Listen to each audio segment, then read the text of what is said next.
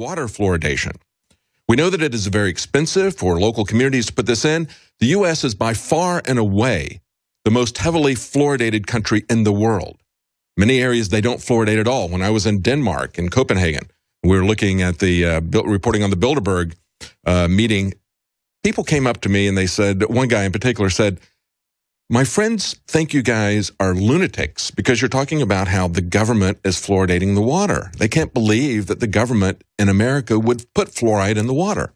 Well, we've had another study, this one, as I was pointing out, from Newsweek, actually quantifying the effect in terms of adding fluoridation, the number of ADHD cases that we get. And of course, the mechanism that they're talking about here, and this is Newsweek magazine reporting this, so I guess you can believe it. You won't believe it when we tell you, when we point to other studies. This is a study done within the United States, held up over 6 years, this trend. And they were looking at the different levels of fluoridation because it's pretty hard to find areas in America where there isn't fluoridation to compare it against places that are heavily fluoridated. So they looked at how heavily fluoridated it was.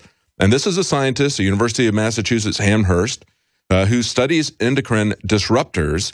Those are chemicals that interfere with the body's hormones. And of course, that's something they say that fluoride has been shown to do. They say since 1992, the percentage of the U.S. population that drinks fluoridated water has increased from 56% to 67%. And during that time, they've seen ADHD increase from 7% to 11%. They actually quantified it. They said for every 1% of the population that you fluoridate the water, you wind up with 67,000 additional cases over about a 10-year period, and over a 20-year period, you wound up with 131,000 additional cases. So it accumulates. We had a study that came out just February 23rd in Britain where they were talking about thyroid damage. They quantified it as well in a different way.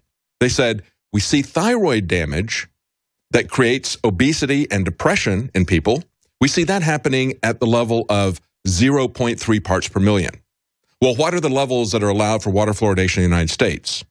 0.7 to 1.2. In other words, 2 to 4 times the level that they saw thyroid damage in the UK. The EPA allows 4 parts per million. That's more than 10 times the level that they saw damage to the thyroid. No problem. Why would they push back against us when we've been talking about this? There's been ample studies. We've had studies in China talking about the influence on intellectual activity, on IQ, the drop in IQ based on high levels of fluoridation. The question is, when you look at this and you say, well, they're allowing 2 to 4 times the level in fluoridation. The EPA says they're going to allow 10 times the level that causes damage, according to this study in the UK.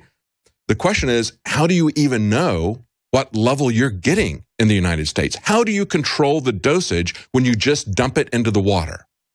If I believed that fluoridation, artificial fluoridation, was healthy, if I believed that it was something that I needed for my teeth, I would put it on my teeth. I wouldn't drink it, but I certainly wouldn't drink it out of the water. I would take it out of the water so I could control the dosage that I get. We should always ask, why is the government continuing to add this with all of these questions? Of course, the scientists pushed back and they said, well, this is just one study. It's not just one study. There's been multiple studies on multiple effects, and they continue to dump it in the water where they can't control the dosage.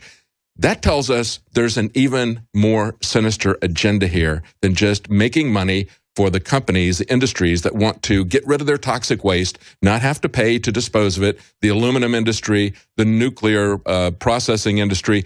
These were the industries that pushed for fluoridation. They're the ones who benefit from it because they don't have to pay for it to be disposed of as a toxic waste. They can actually sell it to municipalities and dump it in our water. And of course, it makes us dumber, it makes us fatter, it gives us ADHD, it gives us depression. Of course, we have also pointed out earlier in the show that Newsweek is now talking about yet another aspect of the problems with fluoridation. It's not the first time this has been discovered. It is a new study, and the new study is very important, very strong in terms of its data. The only thing that the people who support fluoridation can talk about is the fact that, well, this is just one study. And I'm sure they will fund a study that will find something else. You know, when they found the massive tumors on the rats in France after they fed them GMO for a couple of months, the industry funded its own study and fed the rats the GMO and didn't see the tumors because they stopped the study after a few weeks. It was much, much shorter than I don't remember whether it was months versus weeks or whether, but it was a much, much shorter, truncated study, so they didn't see the tumors grow. That's what they'll do. They'll create a study to come back and try to push against this fluoridation thing, because we've been seeing these types of things popping up almost weekly. One from the UK a couple of weeks ago talking about the damage to the thyroid. This one talking about, again, another mental effect, not a drop in IQ, but creating ADHD in people. That's why we sell things at the Infowars store like water filters. We're not selling you some snake oil water filter and trying to create a need for it by talking about fluoridation.